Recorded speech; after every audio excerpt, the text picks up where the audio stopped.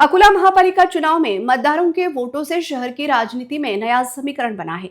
महापालिका की कुल 80 सीटों में से बहुमत का आंकड़ा 41 है, लेकिन किसी भी एक पार्टी को साफ बहुमत नहीं मिला है।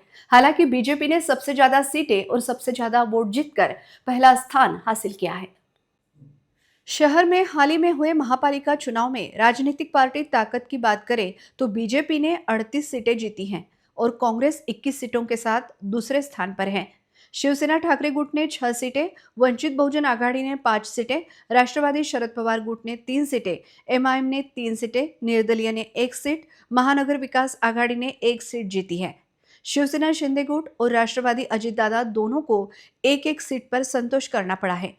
वोटिंग परसेंटेज देखें तो बीजेपी को 3,47,693 वोट मिले, जो कुल वोट का 28.34% है।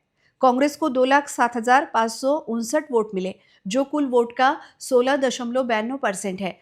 शिवसेना ठाकरे गुट 1,42,050 वोट यानी 11.58% पाकर तीसरे नंबर पर रहा।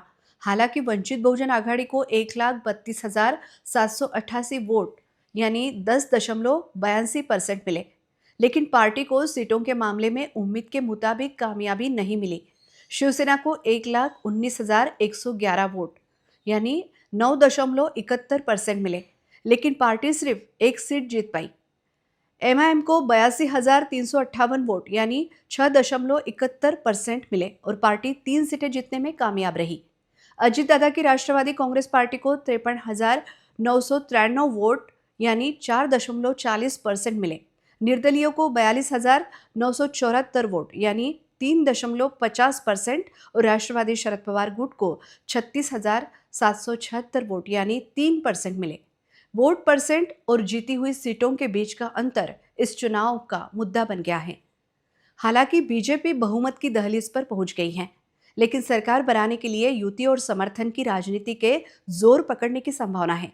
अब सबका ध्यान इस बात पर है कि अकोला महापालिका में सत्ता की चाबी किसके हाथ लगेगी।